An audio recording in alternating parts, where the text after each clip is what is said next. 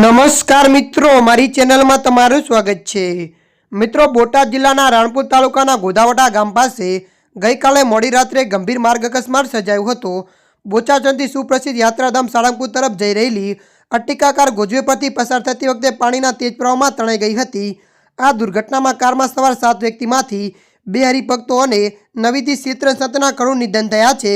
સાળંગપુર બાપ સંબંધીના સંતો અને હરિભક્તોને લઈ બોચાસણથી સાળંગપુર પરત ફરી રહેલી એક અટ્ટિકા કાર ગોજવે પરથી પસાર થતી વખતે પાણીના તેજ પ્રવાહમાં તણાઈ ગઈ હતી। આ દુર્ઘટનામાં ડ્રાઈવર દિવેશભાઈ પટેલના 10 વર્ષીય પુત્ર પ્રબુદ્ધ કાછૈયા, કૃષ્ણકાંત પંડ્યા અને સ્વામી શાંતિચરત એમ કુલ 3 લોકોએ જીવ ગુમાવ્યા છે। સ્વામી શાંતિચરત 2 વર્ષ પહેલા દીક્ષિત થયા હતા। કારમાં કુલ 7 લોકો સવાર હતા, જેમાં સાળંગપુર બાપ સંબંધીના સંત અપૂર્વ સ્વામી અને શાંતિચરત સ્વામી તેમજ હરિભક્તો વિવિધ કાપડિયા, નિકુ સોજિત્રા, દિવેશ પટેલ, કૃષ્ણકાંતભાઈ પંડ્યા અને પ્રબુદ્ધ કાછૈયા તમામ લોકો સાળંગપુર બાપ મંદિરે રહે છે। આ કરુણ ઘટનાથી સમગ્ર પથકમાં શોકનું મોજું ફરી વળ્યું છે। ત્યારે મિત્રો, હાલ માટે આટલું। મળીશું નવી અપડેટ સાથે। જો તમને અમારો વિડીયો પસંદ આવે, લાઇક, શેર અને સબસ્ક્રાઈબ કરી નાખજો। ધન્યવાદ।